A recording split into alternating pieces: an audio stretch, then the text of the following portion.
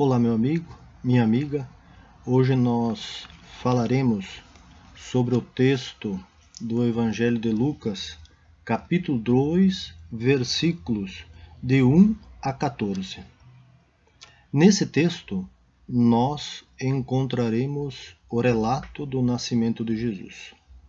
Por isso que o próprio título da nossa reflexão ou meditação é Nascimento de Jesus de Nazaré. Lucas e Mateus são os dois evangelistas dos 4 que relatam ou escrevem sobre o nascimento de Jesus. Marcos e João partem de outra perspectiva, partem de outra visão, podemos dizer assim, da vida de Jesus. Marcos inicia com o profeta João e Jesus inicia sua vida pública com o batismo. No Evangelho de João, Jesus inicia convidando os seus discípulos e interagindo com os discípulos de João. É claro que no capítulo 1 do Evangelho joanino, ou do Evangelho de João, ele faz uma longa apresentação que nós, da teologia ou biblistas, trazemos como o prólogo, como o início do Evangelho, aquele que vai abrir as portas para nós entendermos Jesus e a sua missão, ou Jesus e o seu papel na sociedade. É claro que Lucas não conheceu Jesus. Não conheceu no sentido de viver, de conviver com Jesus, mas o conheceu a partir daquilo que ele ouvia dos primeiros discípulos de Jesus. E provavelmente relatos de pessoas que chegaram a conhecer Jesus, mas que não compunham aqueles dois grupos, que é dos 12 e também dos 72 discípulos. Mas o importante para nós é entendermos que Lucas quer nos apresentar um Jesus, podemos dizer assim, completamente inserido na realidade do seu povo. Muitas vezes nós não entendemos e nem compreendemos muito bem os textos, principalmente do Evangelho, porque nós desencarnamos Jesus. Desencarnamos no sentido de não dar vida, não dar carne para este personagem que abre, sem dúvidas, uma nova história. É assim que o título ou a temática de Lucas se inicia. Com Jesus nasce uma nova história. E nós sabemos que para nós do Ocidente há o antes de Jesus e o depois de Jesus. Antes de Cristo e depois de Cristo. Então ele é para nós do Ocidente este marco histórico. E é importante lermos e relermos, estudarmos para além daquilo que está nos textos bíblicos, conhecer quem é este personagem, Jesus de Nazaré. Até mesmo os cristãos e as cristãs mostram ou demonstram muitos equívocos, às vezes, quando se fala de Jesus no campo teológico. Porque se mistura muito a pessoa de Jesus com aquilo que veio depois de Jesus, que é o pós-pascal, com os títulos dados principalmente por aqueles que foram escrevendo os evangelhos, que é o título Cristo, Salvador, Messias, Redentor. Estes títulos, eles são colocados na boca de Jesus, às vezes, nem sempre, mas pelo escritor, ou pela comunidade escritora. Porque quando nós falamos Lucas escreveu o Evangelho, Mateus, Marcos, João, é mais para sinalizar que houve um autor. Mas provavelmente os evangelhos não foram escritos por uma pessoa somente, mas sim pelas comunidades. As comunidades, com as suas necessidades emergentes, começaram a sentir que tinham que escrever algo sobre esta pessoa, sobre este ser humano, como que foi marcante os seus ensinamentos e como que estava sendo necessário voltar para o nascimento ou para a ressurreição de Jesus, ou para aquilo que ele havia passado como paixão e morte de Jesus. É importante, então, para nós cristãos, entendermos que no relato de Lucas deste evangelho, e seria interessante que as pessoas que assistirem este vídeo pudessem antes abrir a Bíblia, ir lá no capítulo 2 de Lucas e ler até capítulo 2, versículo 1 até o 14. O texto ele se compõe, ou ele é composto por 20 versículos, mas a leitura colocada para o dia de hoje, ele vai até o 14º versículo. Porque aqui nós temos um texto conhecido como perícope. Perícope para nós podermos fazer um pouco de estudo exegético. É claro que a minha preocupação aqui não é tanto a questão da exegese. A exegese é até muito mais profunda, mas sim é uma maneira de nós olharmos as questões simbólicas do texto. Trabalhar a simbologia, que é muito importante para nós desenvolvermos também uma espiritualidade mais afetiva e, no mesmo tempo, mais ativa na sociedade. Já que Jesus vivia a sua espiritualidade voltada para a humanidade, ou seja, para o bem da humanidade. Viver a espiritualidade não é deslocar-se da realidade da pessoa humana, mas sim interagir com ela, por ela. E isso é muito importante para nós na vivência da fé cristã. Para não vivermos uma fé muito fantasiosa, muito fora da realidade, ou seja, desenraizada com a causa da vida. A maior das causas que Jesus veio com o seu nascimento defender ou nos ensinar não é a cruz. Por mais que muitas vezes nós queremos ver Jesus somente como Salvador, aquele que salva lá na cruz, mas temos que entender que a missão de Jesus ela é salvífica. E ela começa já no ventre de Maria.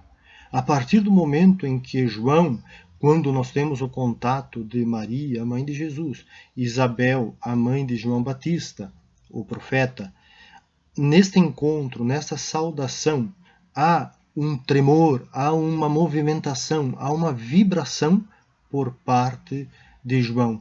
Como se dissesse, aqui está diante de nós alguém muito importante. Alguém muito importante no sentido de trazer uma mensagem de vida, de paz, já que naquele momento era necessário. Para hoje também, sem dúvidas, mas colocando dentro do texto a nossa compreensão, a nossa visão, nós podemos perceber que nós temos, e isso é o próprio Lucas, quem escreveu, mas aqui nós vamos citar Lucas como se fosse o único autor para nós entendermos e diferenciar os evangelhos que nós estamos comentando. É importante nós vermos que ele inicia o seu escrito, é claro, nesse capítulo 2, dizendo que naqueles dias apareceu um edito de César Augusto ordenando o recenseamento de todo o mundo habitado, ou seja, César Augusto era imperador romano. Jesus, um semita judeu. Semita por tradição, pertencer ao povo descendente de Sem, um dos 3 filhos de Noé. Por isso que nós temos o povo semita, da etnia semita, e aonde se origina depois a questão dos hebreus, que são os escravizados, porque a palavra hebreu quer dizer escravo em hebraico, até se configurar no Israel, no povo de Israel, que é o título recebido pelo Jacó, filho de Isaac, que era filho de Abraão. Jacó recebe como nome ou como um título Israel. Israel que quer dizer Deus luta. Deus defende, Deus cuida. E é interessante, então, nós vermos que Jesus é um judeu, é um semita, é um hebreu. É um hebreu que, desde cedo, não consegue se conformar e se acomodar diante da tirania dos imperadores que colonizaram desde o ano 63, que foi o imperador Pompeu, ano 63 antes da era cristã, antes mesmo do seu nascimento. A Palestina foi tomada como colônia, está sendo explorada. Muitas das lideranças que compõem as instituições da época, as instituições palestinas, e aqui é sempre importante nós enfatizarmos para entendermos aonde está o nascimento de Jesus. Nós temos as sinagogas, os sinédrios, nós temos o templo, nós temos o palácio, onde mora o governador, principalmente na Judéia, com sede em Jerusalém. E aí nós começamos a entender que o nascimento de Jesus, ele começa a trazer, sim, uma mudança para as comunidades daquela época, os grupos daquela época. Porque Jesus, desde cedo, se nós vamos ver, por mais que muitas vezes nós dizemos, e onde ficou Jesus dos 12 anos até os 30? Provavelmente ele estava envolvido dentro das sinagogas, porque era com 30 anos que se assumia uma missão. Os rabis, os rabinos, os mestres só poderiam ter os seus discípulos, os seus seguidores, a partir do momento que ele completasse 30 anos. E para chegar a ser mestre, tinha que ter todo um acompanhamento, uma formação dentro da sinagoga. E Jesus, aos 12 anos, ele está falando para os fariseus, falando para os doutores da lei, sobre a Sagrada Escritura, ou seja, os livros sagrados que os orientavam, que os conduziam. 12 anos era uma passagem para a vida adulta, se assumia uma responsabilidade também com a família e com a sociedade. Era alguém que já poderia ler ou falar de memória ou de cor aquilo que havia aprendido, já que se memorizava tudo. A escrita não existia como nós temos hoje, então tudo era memorizado. O menino entre os 6 anos até os 12 anos, ele tinha que memorizar todos os 5 livros que compõem o Pentateuco e depois os profetas. Então Jesus provavelmente já trazia consigo uma bagagem de conhecimento, tanto cultural quanto da escritura, ou seja, o livro sagrado, que conduzia o povo tanto pelo viés religioso quanto pelo viés político, civil, jurídico, econômico. Lembremos que nos países que até Israel até hoje, e aí nós temos alguns países do Oriente Médio, Irã, Iraque, são países teocráticos, os livros sagrados ainda continuam sendo o livro tanto para as questões religiosas quanto para as questões civis, ou seja, a Constituição, como se fosse a Constituição Federal. E Jesus, então, ele está já nascendo no meio de uma estrutura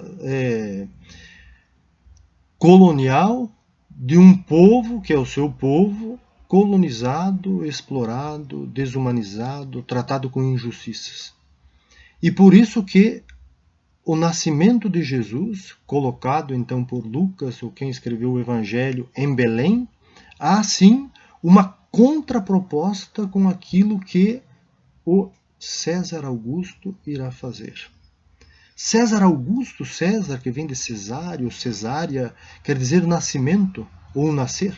Augusto, do latim, quer dizer Deus, divino. Nascimento divino, ou dado pelo divino, por Deus. Ou seja, César Augusto para os romanos, e os judeus também muitas vezes eram obrigados a seguir esta norma ou este decreto romano, como se o César Augusto fosse o Deus também dos judeus. Porque ele queria que todas as suas leis, suas normas, seus editos, suas imposições, seus impostos fossem cumpridos por todos os habitantes, por isso que vai dizer aqui, todo mundo habitado, ou seja, todos os habitantes do mundo romano daquela época, aonde estivesse o Império Romano, todos os habitantes e as habitantes deveriam cumprir as suas normas. Por isso, o recenseamento.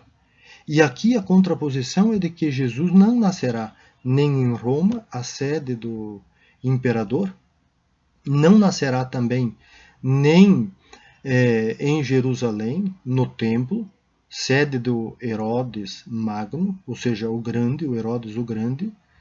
Jesus nascerá numa cidadezinha minúscula, uma cidadezinha pequena, que nós na Bíblia às vezes encontramos com o nome cidade, mas provavelmente era uma aldeia. Aldeia para dizer que ali moravam poucas pessoas, poucos habitantes estavam em Belém.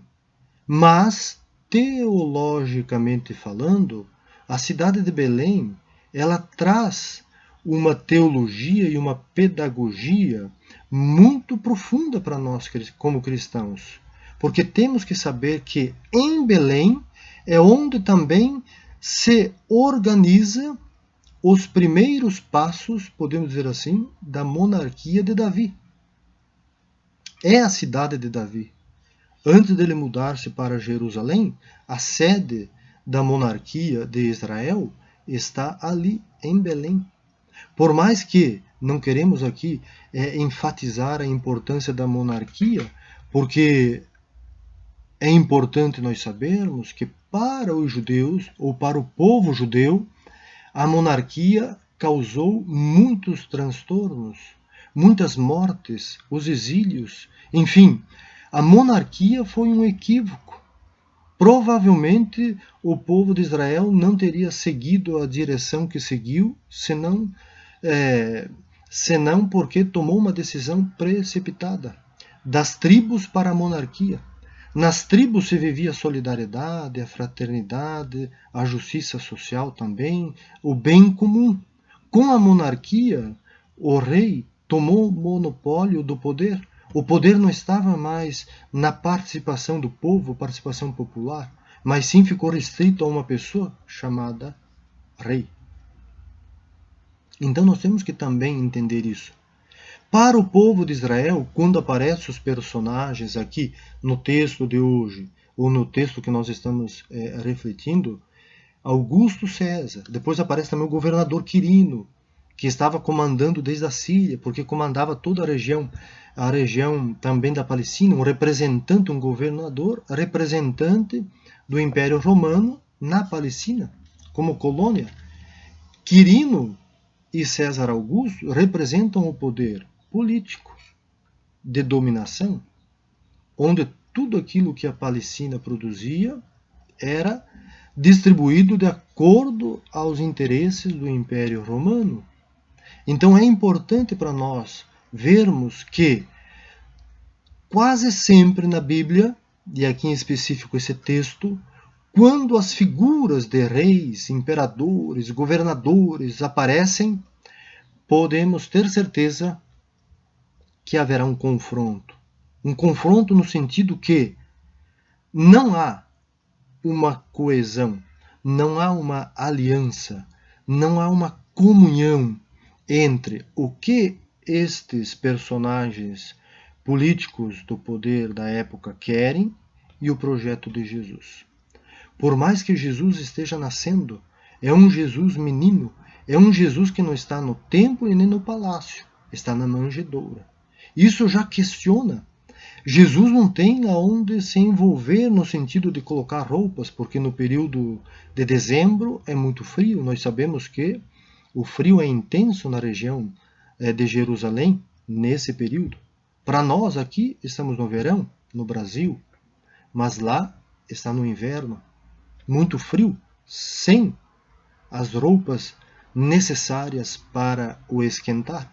Nasce no meio de um boi e de um jumentinho.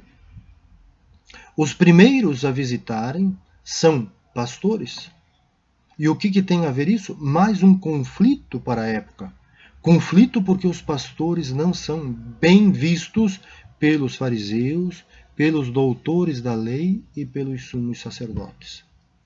Uma que eles não seguem as leis da pureza e da impureza.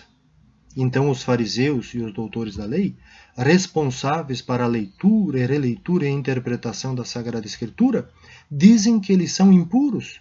São impuros porque eles tocam nas ovelhas sem o devido cuidado que precisava naquela época, os cuidados dentro dos preceitos, e eles tocavam nas ovelhas manchadas, que eram vistas como as ovelhas pecaminosas, e também não levavam ovelhas para o templo para serem sacrificadas pelos sumos sacerdotes, e por isso pecadores, segundo a tradição da época. Então Jesus já está num contexto, já desde o início do seu nascimento, de transformação. Isso é importante para nós, cristãos e cristãs, hoje, em pleno século XXI. Ou seja, o ano de 2020 foi um ano, está sendo um ano, ainda falta alguns dias para nós concluirmos, de muita complexidade, de muita desumanidade. Por mais que tivemos ações belas, bonitas, ações divinas de compromisso, de responsabilidade entre o povo com o povo, mas ainda os César Augustos, os Quirinos e os Herodes Magnos perduram no poder. Muitas pessoas estão ainda nas suas manjedouras, sem roupa, sem remédio, sem comida, sem saneamento básico, sem justiça, sem trabalho, sem nada. Abandonadas. Belém, para nós, atualizando simbolicamente, no texto bíblico, simboliza sem dúvidas a fraternidade, simboliza a humanidade, ou simboliza o encontro do divino com o humano, o nascimento de Jesus. Jesus feito ser humano, feito pessoa humana, feito carne porque para o judeu ele quase não trabalha a palavra corpo. Ele sempre vai enfatizar a nossa materialidade como a substância carne. Corpo é uma linguagem mais grega, que às vezes nós encontramos em outros livros do Novo Testamento. É que o Novo Testamento foi escrito em grego. Então acabou aderindo a algumas palavras da cultura linguística grega. Para nós, é importante ouvirmos pelo viés do povo semita. O povo semita que é o povo de Jesus.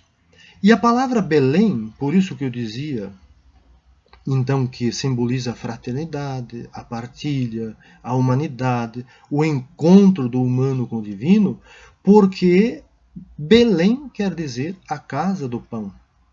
E nós sabemos que na casa do pão não há fome, não há miséria, não há injustiça. Para o judeu, não. É importante entendermos a linguagem daquela época. Talvez nas Beléns de hoje, Beléns aqui falando até um comparativo bastante desviado, assim, deslocado daquilo que é a origem daquela época, nós podemos ver as manjedouras desamparadas por aqueles que comandam, que são os Augustos, os Césares, né? Os Quirinos e os Herodes Magnos, que estão preocupados com outras causas, outras responsabilidades. Por isso que temos que ter, então, um cuidado e um zelo quando nós falamos de Jesus e do nascimento deste, para não assumirmos uma comunhão ou fazer um pacto, uma aliança com pessoas que não têm nada a ver com a vida de Jesus e o seu ensinamento. É bastante, quase assim, bastante visível hoje, né? Como dizia então, em pleno século XXI, em 2020, pessoas compactuando com sistemas que não condizem com aquilo que Jesus traz como proposta. E é importante nós já utilizarmos esses mecanismos de compreensão, porque o Lucas é aquele que vai apresentar um Jesus, por incrível que pareça, dentro da perspectiva profética do profeta Isaías, capítulo 60, versículos 1 a 3. lermos depois também com calma esses 3 versículos e lermos os 14 e 15 versículos do Lucas capítulo 4, versículo 16 até o 30. Jesus está dentro de uma sinagoga, abre o rolo, ou seja, a Torá, que é o livro da Sagrada Escritura dos judeus, e lá ele escolhe o texto do profeta Isaías. E após a leitura desse texto, onde ele vai ler com ênfase que aquilo que ele está lendo está se cumprindo na sua vida, ou seja, no seu papel existencial e social espiritual com o seu povo. Por isso que muitas pessoas não gostam muitas vezes de ouvir até mesmo esse termo quando se usa a palavra libertar, libertação. Porque quando Jesus lê esse texto e ele vai dizendo que o Espírito do Senhor, o Espírito de Javé está sobre ele e ele foi então enviado para libertar o povo, e aí ele vai colocando a condição que o povo se encontra, e condição esta gerada pela sociedade injusta. Jesus, ele assume uma responsabilidade profética, e ali então está a sua messianidade. A messianidade de Jesus, ela está colocada a partir do momento que ele questiona as estruturas religiosas, políticas, jurídicas, econômicas e culturais da época. Já, como foi comentado, na origem, ou seja, no seu nascimento. Por mais que falar do nascimento de Jesus é também falarmos da morte de Jesus. Às vezes pode soar, às vezes pode repercutir de uma forma assim absurda, mas na teologia, e principalmente na teologia bíblica, falar da morte de Jesus, ou melhor, do nascimento de Jesus, é falar da ressurreição de Jesus. Falar da manjedoura é falar do sepulcro. Falar do coxo onde Jesus foi colocado, enrolado nas faixas, é falar da cruz onde ele foi envolto somente com pano e depois tirado da cruz morto, enrolado num lençol. Isso é importante para nós, enquanto cristãos, sabermos, para vermos que toda a vida de Jesus ela está comprometida por uma causa, e que a morte de Jesus, ou seja, o assassinato de Jesus, é fruto da consequência assumida por aquilo que ele acreditava e por aquilo que ele se propôs a fazer: libertar o povo, o seu povo, do sofrimento imposto pelas lideranças da época, sejam elas religiosas, jurídicas e políticas. Muitas vezes nós queremos um Jesus fora destas dimensões ou dessas realidades humanas, política e jurídica. Mas aí é não compreender a missão de Jesus. É ainda acreditar que ele veio, nasceu e vai morrer, ou morreu porque Deus quis para salvar os nossos pecados. E quem disse que Jesus precisa ser morto numa cruz para perdoar os pecados ou para salvar a humanidade? O que salva não é a morte de Jesus, é a sua proposta libertadora. É aquilo que ele traz, aquilo que ele leva as pessoas a questionarem como mudança de mentalidade, de postura na sociedade. Um Jesus morto não se transforma nada. Um Jesus vivo ou ressuscitado exige das instituições, tanto daquela época quanto de hoje, uma reorganização para perseguir aqueles que dizem: olha, Jesus está vivo no nosso meio. É perigoso para aqueles que não acreditam que Jesus está novamente inserido na realidade histórica e social da vida humana. A nossa espiritualidade, ou a nossa fé, nos leva a uma mudança maior. Uma mudança, podemos dizer assim, de postura, de tomada de decisão, de opção, que é pela vida. E até mesmo no Evangelho de Mateus, quando nós vemos o Herodes mandando assassinar, mandando os seus soldados assassinarem as crianças da região de Jerusalém, as crianças de 2 anos abaixo, aqui se faz um paralelo com os discípulos de Jesus e as discípulas de Jesus, que estão sendo mortos e mortas no primeiro século. Jesus é perseguido e foge, precisa fugir. Essa fuga de Jesus não quer dizer que ele está fugindo. Teologicamente, está querendo dizer que Jesus também foi perseguido, também foi morto. A relação da ida para o Egito tem a ver com a libertação do povo no sofrimento. É o povo que se liberta. E as crianças assassinadas são os seguidores e as seguidoras de Jesus, que simbolicamente estão também sendo perseguidos e perseguidas igualmente as crianças foram. E estão sendo mortos e mortas.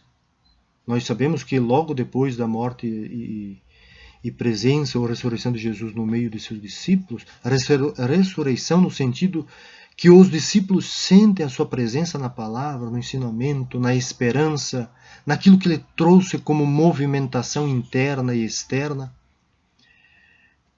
Os cristãos e as cristãs foram muito perseguidos e perseguidas. E por isso que Lucas, ou a comunidade, reescreve para que os seguidores e as seguidoras possam, então, ganhar força, ganhar esperança, se organizarem contra essas agressões, essas violências, esta matança contra os seus irmãos e irmãs. É muito importante nós vermos hoje também que uma grande parte das nossas instituições ainda penduram ou tem lá na frente um crucifixo de Jesus morto. Isso nós encontramos tanto nas câmaras de vereadores, deputados estaduais, federais, no Senado, no Tribunal, que é o Supremo Tribunal Federal. E aí nós temos lá então um Jesus crucificado, morto. Talvez, conscientemente ou inconsciente, é importante nós fazermos essa análise. Será que os que estão ali, que compõem essas instituições, realmente prestam atenção no que significa esse símbolo? Ou será que, para eles, realmente ele está assim, na condição de morto? Porque se ele estivesse vivo, muitas coisas poderiam ser mudadas, transformadas ali dentro dessas estruturas. Poucas pessoas se perguntam, mas por que Supremo Tribunal? Supremo Tribunal Federal, Parlamento Federal, Senado Federal, enfim, por que esses títulos? Por que essa maximização do poder para amedrontar o povo, enquanto Jesus está ali num bebê, numa criança, depois num menino, enfim, numa pessoa com todas as suas fragilidades e necessidades humanas? Por que tanto poder? Por que deixar Jesus ali crucificado, morto, e não dizer, não, ele está vivo? Ele está no meio de nós. Ali é só um símbolo para nós, enquanto pessoas que trazem um papel social, ver que este ser humano, ou esta pessoa, foi morta por essas estruturas. Não podemos ser omissos e às vezes até covardes de acreditar que Jesus não tenha sido condenado pela sinagoga, pelo Sinédrio. O Sinédrio era o fórum da época, o responsável pela justiça, a sinagoga onde se lia a Escritura. onde Jesus foi expulso, porque disse que com aquela leitura do profeta Isaías tinha se cumprido os seus dias, tinha se cumprido a profecia, ou seja, ele era o Messias, ele era aquele que vinha trazer uma mudança para a sociedade. O templo era o lugar onde se faziam os sacrifícios e as pessoas eram perdoadas. Somente os sumos sacerdotes podiam sacrificar e perdoar então as pessoas. E quem não tivesse o cordeiro, porque a maioria das pessoas às vezes não tinham condições de comprar o cordeiro, porque era comprado. Segundo Flávio Joséfo, um historiador do primeiro século, segundo século, ele dizia, né, que um animal que fosse levado até o templo, ele passava pela venda até 150 vezes antes de ser sacrificado. E aí vejamos a inocência muitas vezes, a inocência de levar e acreditar que aquele animal que eu comprei, eu paguei, eu lutei, eu trabalhei, vai ser então sacrificado. Os líderes religiosos da época, os sumos sacerdotes, mentiam para a pessoa. Mentiam porque vendiam já para o outro cambista que ia lá vender e revendia de novo. E assim 150 vezes. E aí quem levava ali o cordeiro, a pomba, o boi para ser sacrificado era o povão. O povão, não no sentido pejorativo, o povão que todos nós somos, pertencemos ao povão, pertencemos ao povo, pertencemos a esta massa que muitas vezes é manobrada, é manipulada, enganada, mentida, traída. Por que então as pessoas do povo têm que oferecer sacrifício, enquanto os sacerdotes que manipulam, mentem, alteram leis, projetos para benefício próprio, não são perdoados, ou melhor, não oferecem sacrifícios, porque todos eles estão envolvidos. Esses poderes, sinagoga, sinédrio, templo e palácio, que são os 4 na época mais fortes, eles atuam um defendendo o outro. Por mais que no palácio esteja um representante do Império Romano, e geralmente é um romano que mora lá, na época de Jesus, assim, na época que ele foi crucificado, Pilatos, que era romano, mas nas outras instituições, como templo, sinédrio e sinagoga, nós temos os fariseus, doutores da lei, e sumos sacerdotes, que são judeus. Não concordam com os romanos, mas não questionam porque senão eles perderiam os status social, status quo. E isso vale para hoje. Por que será que a maioria dos políticos e das políticas gostam de falar de Deus, gostam de falar da Bíblia, gostam de falar da família, gostam de falar de moral, mas no fundo não vivem? Não vivem. E isso é interessante até para nós cristãos vermos, analisarmos, sermos um pouquinho mais críticos, sairmos daquela faixa de inocência que muitas vezes nos sufocam. Lembremos que às vezes o paralelo, olha só, Jesus morto lá na Câmara, lá no Senado, lá no tribunal, é a mesma coisa que esses líderes e essas líderes utilizam a deusa Temis, que é a deusa da justiça, com a faixa, a venda.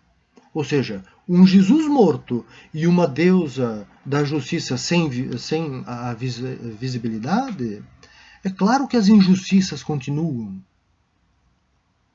Se nós não queremos ver aquilo que eles mesmos fazem, eles jogam para o povo, perseguem o povo. Qualquer um que questiona é visto como rebelde, revolucionário. Mas todos nós temos que entender que Jesus, em certo ponto, foi rebelde. Só o fato de não levar nenhum, em vida Jesus não levou. Somente depois de 8 dias do nascimento que José levou, juntamente com Maria, um casal de pombinhas. Em outros períodos da vida de Jesus que ele foi para Jerusalém, nunca mais levou uma oferenda para o templo. E olha que ele tinha tocado em leprosos, tocado em mulheres que estavam com hemorragia, que era a questão menstruação que não parava, pessoas doentes, cegas, paralíticas, enfim. Jesus tocava nas pessoas, fazia no sábado os milagres, andava no sábado, tudo isso era proibido para os preceitos judaicos, e Jesus não ia no templo. E olha que ele fazia tudo isso acompanhado pelos discípulos e acompanhada pelas discípulas. Ninguém levava. Por que ninguém levava? Porque Jesus começou a mudar a realidade mental dessas pessoas. O perdão, ele não é feito por este ou por aquele animal sacrificado ou no templo. O perdão é uma doação que nos eleva enquanto ser humano para além das estruturas religiosas. E isto vale também quando nós falamos, por incrível que pareça, de política, falamos de justiça, falamos de economia.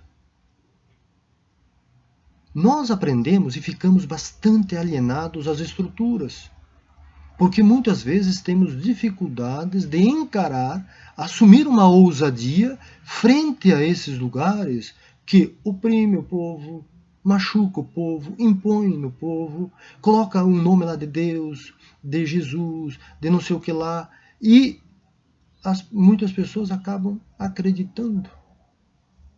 É só nós ligarmos alguns canais de TV, nós veremos como que se fala de Deus ou de Jesus. Se você ofertar isso ou aquilo, ofertar seu salário, seu 13º, se você doar seu carro, se você doar sua casa, você ficará milionário, bilionário, você ganhará propriedades, casas, prédios, bens, dinheiro e não sei o que lá. E a proposta de Jesus não é esta. A proposta de Jesus é, primeiro, nos acordar. E aqui, essa palavra acordar, no Evangelho, é muito forte. Por que é muito forte? Porque a palavra a palavra acordar é a mesma conotação a palavra morrer. Ou melhor, a palavra acordar é a mesma, tem a mesma simbologia que a palavra levantar, ressuscitar, ou seja, voltar a viver. Porque a palavra dormir quer dizer morte, dentro da construção teológica dos evangelhos. Por isso que a luz aparece durante a noite, segundo o texto de Lucas de hoje, e os pastores, no primeiro momento, eles sentem medo. Eles estão com medo porque é noite. Lembremos, noite, porque esse texto, além de falar que Jesus nasce na noite, é na madrugada que Maria Madalena vai até o sepulcro antes do sol nascer. Então Jesus também está morto. E os discípulos e as discípulas, os pastores, simbolizando aqui nesse texto, aqueles que seguem Jesus, estão com medo. Com medo porque escutaram um anjo. O anjo é uma mensagem, é um alento, é alguém que fala que Jesus está presente no nosso meio. Ou seja, se nós estamos aqui juntos, se nós estamos falando daquilo que ele fez, daquilo que ele nos convidou a fazer, então ele está vivo, está presente. E é nós que temos que superar essa noite, a noite da morte, vencer o medo, ser ousado e acolher essa luz que é a presença, é esse nascimento ou essa presença que Jesus nos convida de novo a reassumir o anúncio do Evangelho, que na época de Jesus era o anúncio do imperador. A boa notícia era dada pelo imperador, ou seja, alguém, um assessor, um porta-voz do imperador, que falava que ele, o imperador, havia ganhado a guerra. E aqui são os anjos. Anjos quer dizer mensageiros. E até mesmo no texto bíblico, tanto do Evangelho quanto em outras partes do Novo Testamento, nós encontraremos como os cristãos e as cristãs. Nome anjo. Anjo, para dizer, eles e elas eram mensageiros e mensageiras da Boa Nova, ou seja, de Jesus. Então é importante que nós, enquanto cristãos, já que antes foi comentado que nós estamos vivendo um ano bastante difícil, bastante complexo. Então nós temos que fazer esta parada, temos que fazer este retorno, ou esta volta ao nosso interior. Voltar ao nosso interior para depois exteriorizar todos os ensinamentos de Jesus. Para que não interiorizemos e fiquemos presos, alienados, egoisticamente, pensando que o divino é só para este ou para aquela, ou só para a minha vida. Mas é para todos. E quando nós falamos de mensagem, lembrar que a mensagem para o judeu, a mensagem, o escrito, a fala, não é somente abstrata, ou só escrita ali no papel, ou só de verbalização. Mas a palavra sempre está ligada ao fazer. Dizer e fazer. Anunciar e realizar. Profetizar e concretizar. Ou seja, não é um dualismo, é uma junção. Ou seja, é uma realidade que não adianta só falar, é preciso fazer. Jesus falava e fazia, fazia e falava. Por isso que no início do texto não desse de hoje, mas sim do texto do Gênesis, né, na abertura da Bíblia, e Deus disse que tudo era bom, ou seja, o dizer e o bom quer dizer que já fez. Não há uma separação. Não é só uma literatura sem ação. A literatura e a ação estão entrelaçadas. É um amálgama. Não há como separar. E por isso então a mensagem que nós temos para os dias de hoje é ver que na manjedoura, na simplicidade na manjedoura, ali Jesus se encontra. Ali Jesus está. E isso é importante porque muitas vezes nós trazemos até uma tradição da Idade Média, medieval, aonde nós temos que ir para as catedrais, para as basílicas, para a igreja. Não que não possa irmos. Podemos ir, sem dúvidas.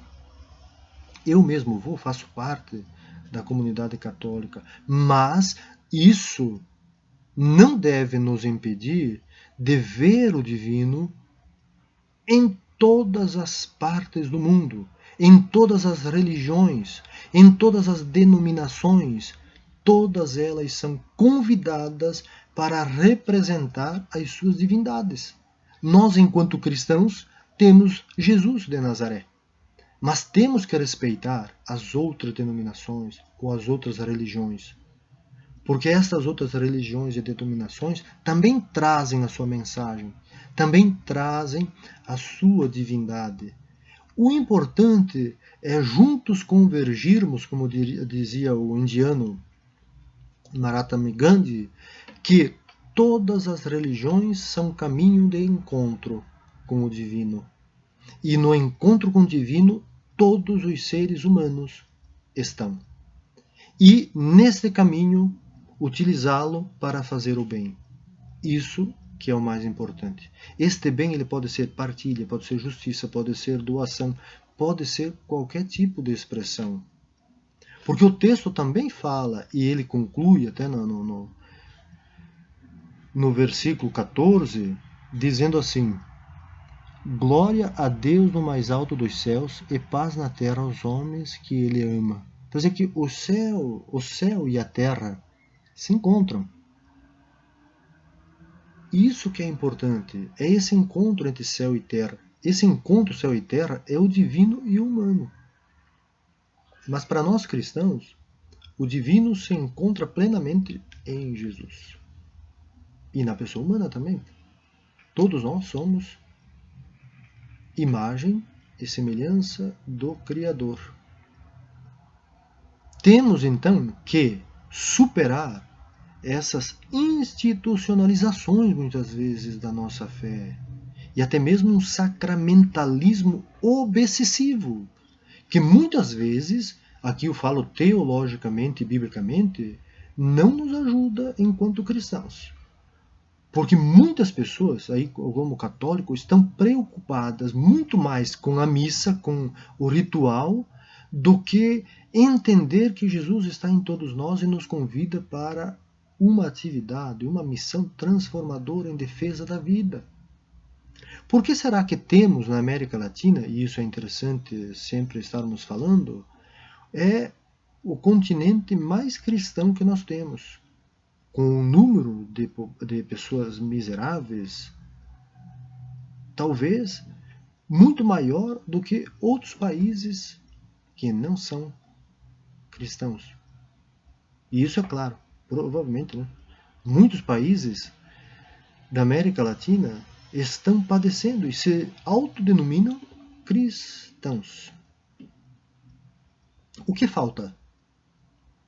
Será que os nossos representantes, sejam eles do conteúdo religioso ou do político e assim por diante, jurídico, econômico, estão realmente preocupados com o Jesus que nasce na manjedoura e termina o fim da sua vida na cruz?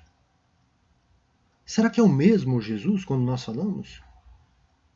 Porque às vezes nós falamos de Jesus, mas falamos do Cristo. O Cristo é um título, dogma, construído só no século IV, por mais que no Evangelho nós encontramos, mas ele ficou fundamentado teoricamente, ou no campo teológico, só nos concílios de Nicéia e depois de Constantinopla, para dizer que Jesus era divino e humano. Mas isso os primeiros seguidores e as primeiras seguidoras de Jesus não tinham nenhum problema. Eles já entenderam, ou já entendiam, que Jesus era uma pessoa divina. Então, para nós, para irmos concluindo, é muito importante nós começarmos a ver e até rever a nossa fé, para que não compactuemos com ensinamentos distorcidos, desumanos. A Bíblia é um livro interessante de ser conhecido, de ser lido, mas bem fundamentado, porque ela pode ser ambígua. Tanto ela pode nos ajudar para nós nos libertar e no mesmo tempo ajudar outras pessoas, libertar outras pessoas em situações complexas da existência, quanto nós podemos eliminar, ou seja, matar as pessoas usando a própria Bíblia. Então temos que lê-la a partir de Jesus, a partir da vida de Jesus. Muitas vezes o que nós ouvimos é um moralismo, é um intimismo, é um egoísmo, individualismo. Esquecemos que o Evangelho, ou os Evangelhos, eles surgem como proposta de comunidade, de sociedade, de humanidade. E os escritos nos convocam a vivermos, acima de tudo, a dignidade comunitária. Não há fé cristã sem comunidade. A fé cristã, ela é alteridade, ela é altruísta, ela é simplicidade, ela é humildade, ela é sensibilidade, solidariedade, fraternidade, dignidade, espiritualidade. Temos que aprender que Jesus, ao nascer em Belém, ele nos convida a dizer, veja, no templo, o que sai mesmo do templo e no mesmo tempo do palácio do César Augusto?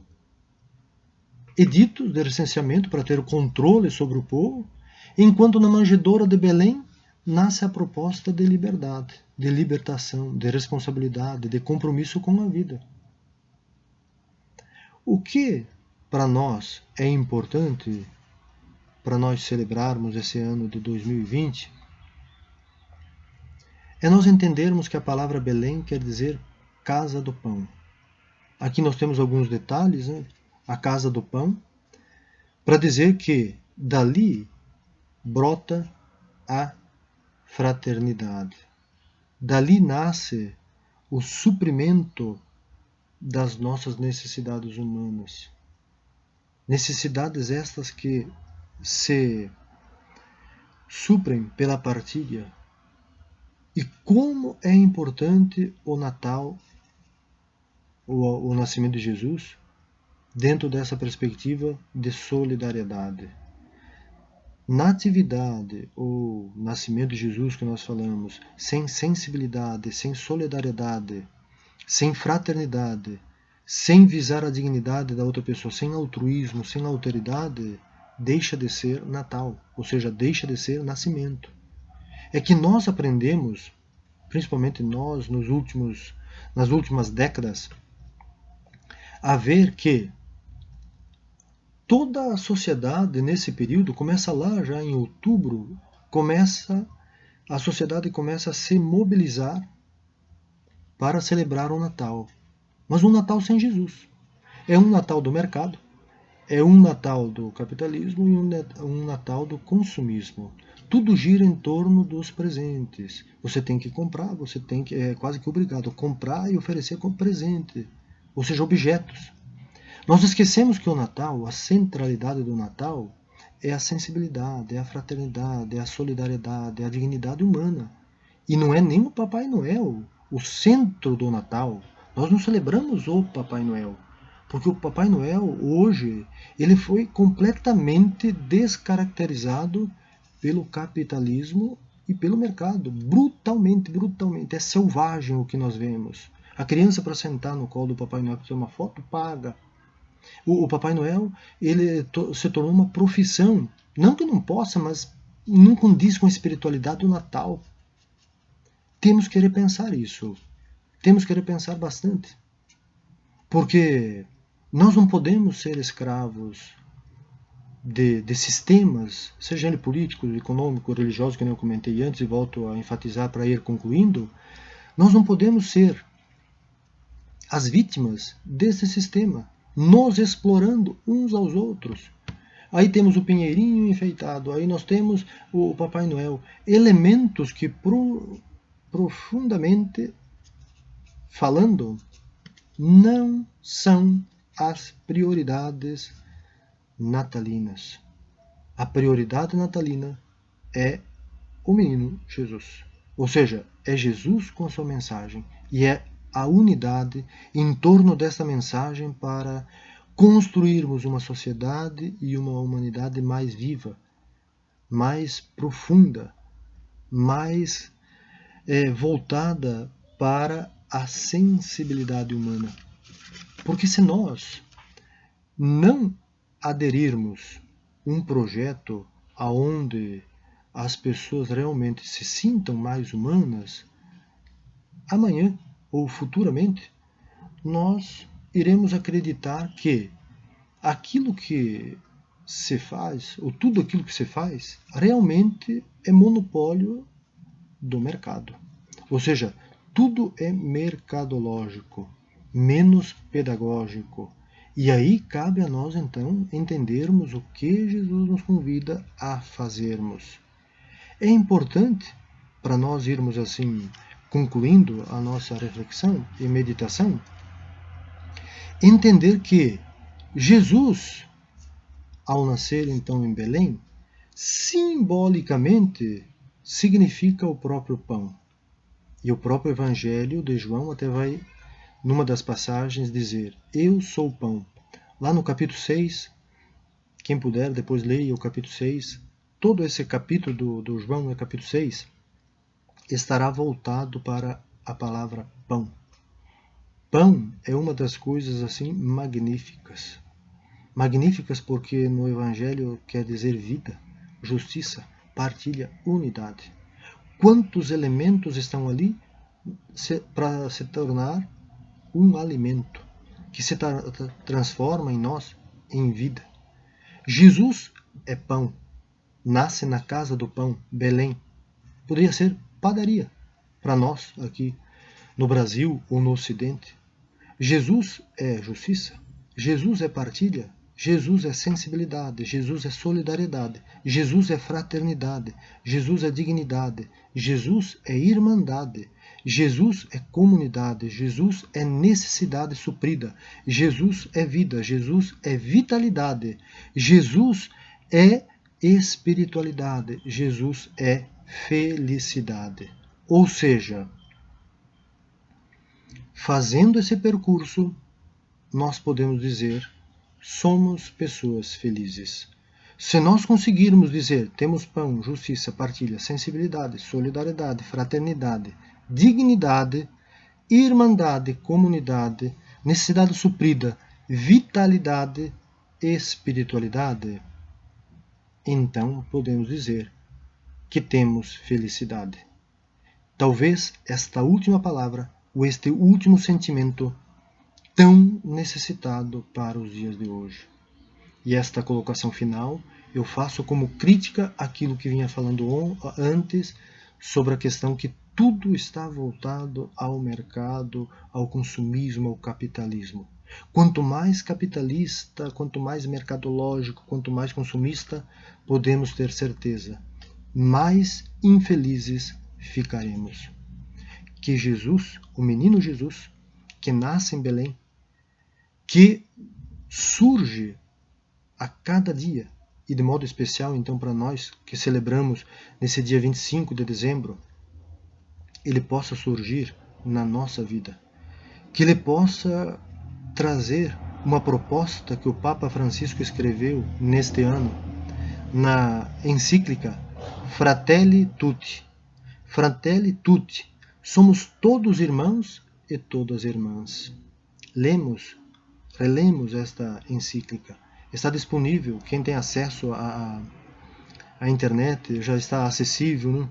É importante, bela, profunda, humanizadora, comprometedora, porque nos convida realmente a fazer diferente, a viver a vida de uma forma mais suave, mais flexível, mais solidária, mais humana, mais divina. E concluo dizendo: um Feliz Natal a todos e a todas. Que Belém seja o nosso mundo, que a manjedoura o nosso coração, que o anúncio de esperança seja a nossa voz, que a transformação comunitária e social seja pela prática engajada da nossa fé comprometida, que a defesa da vida e a defesa da justiça seja pela dignidade humana. Por isso, é importante nós fazermos a nossa conclusão lendo a oração de Francisco de Assis, ou São Francisco de Assis, como é chamado dentro da Igreja Católica. Francisco foi o primeiro ser humano a preparar um presépio, que a palavra presépium do latim quer dizer maquete ou miniatura, algo feito com peças pequenas. Mas aqui é interessante que o primeiro presépio, em 1223, São Francisco de Assis, ele escolheu pessoas simples, pessoas pobres, para formar ou representar o nascimento de Jesus. E nós temos dificuldades muitas vezes de falar da família, ou de falar da vida, né, de Maria, de José, de Jesus. Como que eles viviam na simplicidade, na humildade, sem os luxos. E nós hoje às vezes queremos luxos e nada nos sacia. E Francisco é alguém que temos que olhar. São Francisco de Assis. E o próprio Papa Francisco, neste ano, já há alguns anos, ele vem fazendo junto com outras pessoas do mundo todo, né, os economistas e as economistas e outras pessoas que acreditam numa economia não capitalista, não consumista e não mercadológica. É importante que nós também acompanhemos um pouco essa maneira de existir. Viver de uma forma mais simples, mais solidária, mais alterativa, mais altruísta. E aí, ambientalista também. Defender que todo mundo, toda a ecologia é fruto da criação deste mistério que nós chamamos de divino. E aí Francisco, então, tem esta oração belíssima para nós lermos ou rezarmos todos os dias e vermos o que nós podemos fazer uns aos outros, uns pelos outros. Um compromisso de vida, de responsabilidade social, que diz assim: Senhor, fazei-me instrumento de vossa paz. Onde houver ódio, que eu leve o amor. Onde houver ofensa, que eu leve o perdão. Onde houver discórdia, que eu leve a união. Onde houver dúvidas, que eu leve a fé. Onde houver erros, que eu leve a verdade. Onde houver desespero, que eu leve a esperança. Onde houver tristeza, que eu leve a alegria. Onde houver trevas, que eu leve a luz. Ó Mestre, fazei que eu procure mais consolar que ser consolado, compreender que ser compreendido, amar que ser amado. Pois é dando que se recebe, é perdoando que se é perdoado, e é morrendo que se vive para a vida eterna. Amém. Um feliz e santo Natal a todos e a todas, e que Deus abençoe a todos nós. Um fraterno abraço. Até a próxima.